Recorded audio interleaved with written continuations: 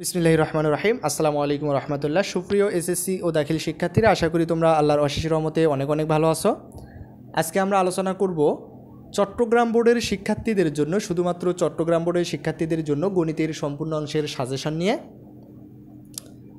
তো এই সাজেশনে আমরা গণিতের এসএসসি গণিতের বীজগণিত, জ্যামিতি, ত্রিগুণমিতি, পরিমিতি এবং পরিসংখ্যান অধ্যায়ের সাজেশন দেব। তো ইতিপূর্বে আমরা মাদ্রাসা বোর্ড, ঢাকা বোর্ড এবং বরিশাল বোর্ডের শিক্ষার্থীদের জন্য গণিতের সাজেশন দিয়েছি। এভাবে আমরা প্রত্যেকটা বোর্ডের জন্য আলাদাভাবে সাজেশন দিচ্ছি ইনশাল্লাহ।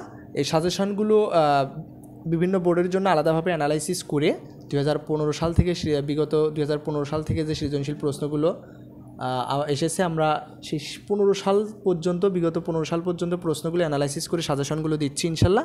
এগুলো যদি সমাধান করতে পারেন তো এখান থেকে 60টি সৃজনশীল অবশ্যই কমন থাকবে।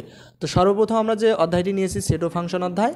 তো এই সেট ও ফাংশন অধ্যায়ের অনুশীলনী 2.1-এর 4, 5, 6, 7 এই যে 4টি প্রশ্ন দেওয়া হলো, এই 4টি প্রশ্ন সমাধান করবেন অনুশীলনী 2.1-এর, 2.2-এর 15, 16, 18 এই 3টি প্রশ্ন সমাধান করবেন।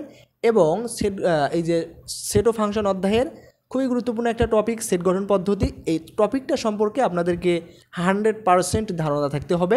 কারণ এই টপিকটা সম্পর্কে যদি আপনি ধারণা অর্জন না করেন তাহলে এই অধ্যায়ের যে সৃজনশীল প্রশ্নগুলো আসে এগুলো আপনি সহজে বুঝতে পারবেন। এই কারণে আপনাকে এই সেট গঠন পদ্ধতিটা অবশ্যই জানতে হবে।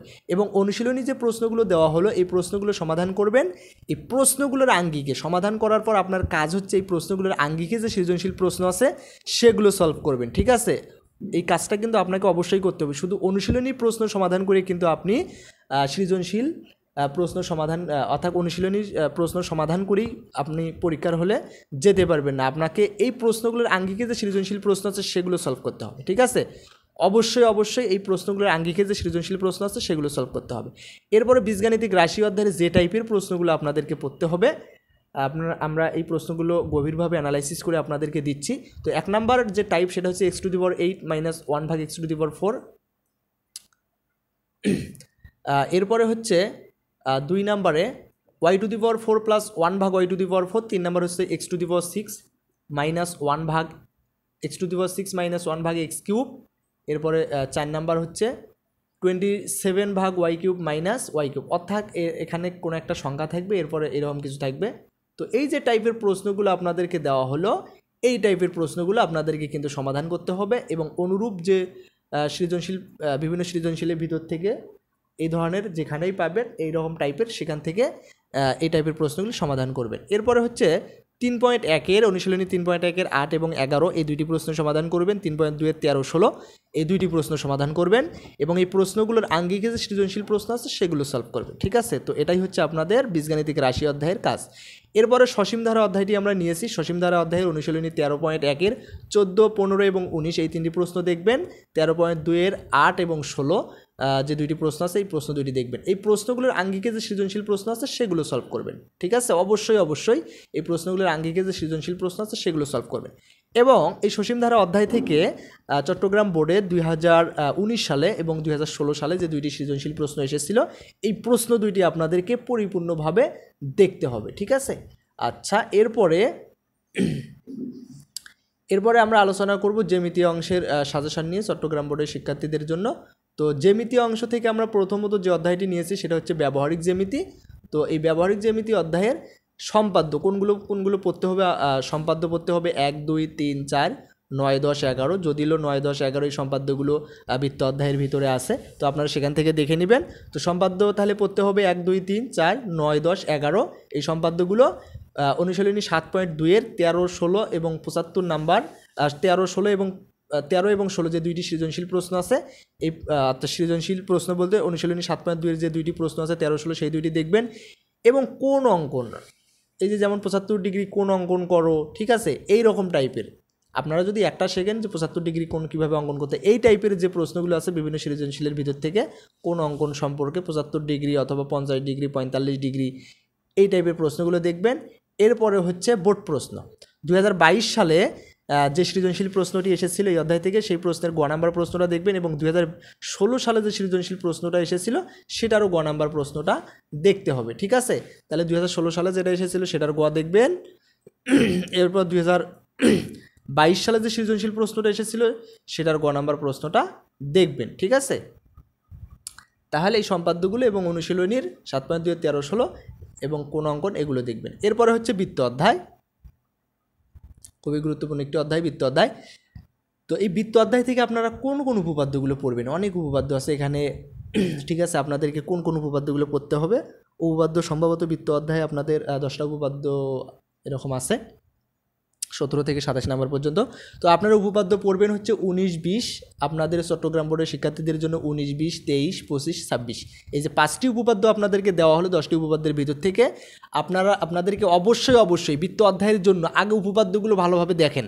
ঠিক আছে, দেখার পরে এই উপপাদ্যগুলোর আঙ্গিকে যে সৃজনশীল প্রশ্ন আছে সেগুলো সলভ করেন। এরপর হচ্ছে বোর্ড প্রশ্ন 2022 সালে যে সৃজনশীল প্রশ্নটি এসেছিল, 2টা প্রশ্ন এসেছিল 2022 সালে বৃত্ত অধ্যায় থেকে। একটা ছিল হচ্ছে প্রশ্নের ক্রম অনুযায়ী 4 নম্বরে, তো সেটার হচ্ছে গ নাম্বার প্রশ্নটা দেখবেন।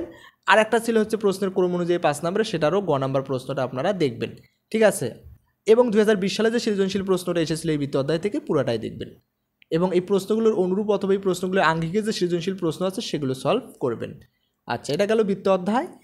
এরপরে হচ্ছে আমরা সমাধান করব চট্টগ্রাম বোর্ডের শিক্ষার্থীদের জন্য ত্রিকোণমিতি ও পরিমিতি অংশ নিয়ে। ঠিক আছে, তো দেখেন আসলে ত্রিকোণমিতি অনুশীলনী 9.1 আপনারা পড়বেন হচ্ছে এই অধ্যায় থেকে। মোটামুটি আপনাদেরকে একটু বেশিই পড়তে হবে। সেটা হচ্ছে 9.1 4 5 15 16 18 21 24, এই যে প্রশ্ন এখানে আপনাদেরকে দেওয়া হলো 7টি প্রশ্ন 9.1 এগুলো দেখবেন। 9.2 18 19 20 এই 3টি প্রশ্ন দেখবেন। 9.1 উদাহরণ 11 যেটা আছে সেটা দেখবেন। এই প্রশ্নগুলো পড়বেন, এই প্রশ্নগুলো সমাধান করার পর এই প্রশ্নগুলোর আঙ্গিকে যে সৃজনশীল প্রশ্ন আছে সেগুলো সলভ করবেন অবশ্যই। ঠিক আছে, এরপরে বোর্ড প্রশ্নগুলো দেখেন।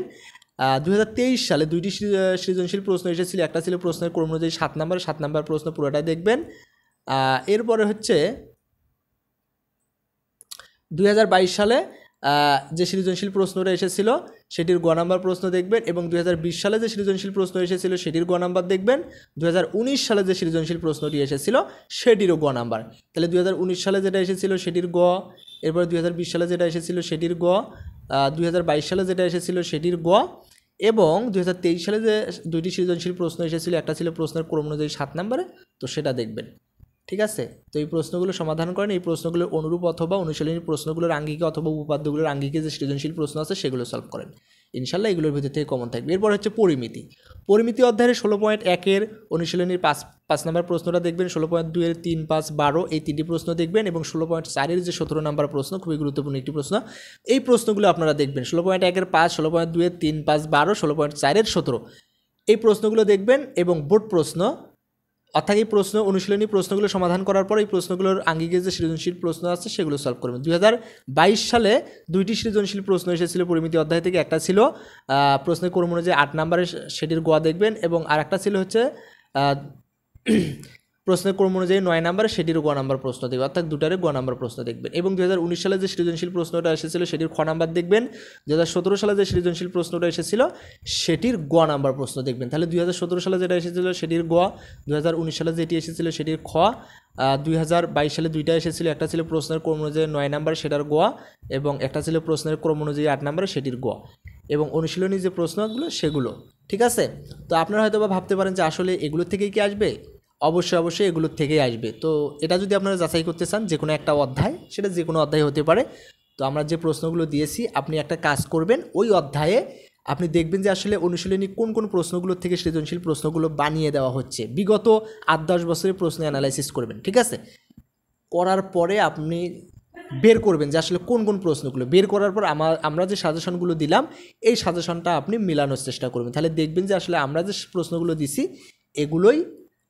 এগুলোর থেকেই প্রশ্নগুলো দেওয়া হচ্ছে। ঠিক আছে, তো এখন হচ্ছে সর্বশেষ যে আমাদের অধ্যায় পরিসংখ্যান অধ্যায়। তো এই পরিসংখ্যান অধ্যায়ের আমাদের 4টা বিষয় সম্পর্কে ধারণা অর্জন করতে হবে। সেটা হচ্ছে 1 নম্বর হচ্ছে সংক্ষিপ্ত পদ্ধতিতে গড় নির্ণয়, 2 নম্বর হচ্ছে মধ্যক নির্ণয়, 3 নম্বর গণসংখ্যা বহুভুজ, 4 নম্বর হচ্ছে অজীব রেখা। ঠিক আছে, এই 4টা বিষয় সম্পর্কে আপনাদেরকে পরিপূর্ণ ধারণা অর্জন করতে হবে। বিভিন্ন 8-10টা সৃজনশীলের ভিতর থেকে, যেটার ভিতরে সংক্ষিপ্ত পদ্ধতিতে গড় আছে এমন 8-10টা সৃজনশীলের ভিতর থেকে সংক্ষিপ্ত পদ্ধতিতে গড় নির্ণয়টা শিখবেন, মধ্যক নির্ণয়টা শিখবেন, গণসংখ্যা বহুভুজটা শিখবেন, এবং হচ্ছে অজীব রেখা। এই 4টা বিষয় শিখবেন, ইনশাল্লাহ এগুলোর ভিতর থেকে আপনারা কমন পাবেন। তো এটা ছিল হচ্ছে চট্টগ্রাম বোর্ডের শিক্ষার্থীদের জন্য গণিতের সম্পূর্ণ অংশের সাজেশন। তো এভাবে আমরা সকল বোর্ডের শিক্ষার্থীদের জন্য আলাদাভাবে অ্যানালাইসিস করে প্রশ্নগুলো তৈরি করে দিচ্ছি। আপনারা অবশ্যই এগুলো বিশ্বাস নিয়ে এই প্রশ্নগুলো সমাধান করেন। আপনারা যদি চান যে আরও কিছু প্রশ্ন সমাধান করবেন তো করতে পারেন, সমস্যা নেই, তবে আপনারা আগে এই প্রশ্নগুলো সমাধান করেন ইনশাল্লাহ। তো এটাই ছিল আমাদের আজকের ভিডিওর আলোচনা। পরবর্তী ভিডিওর আমন্ত্রণ জানিয়ে এখানেই শেষ করছি। সবাইকে ধন্যবাদ। আসসালামু আলাইকুম রহমতুল্লাহ।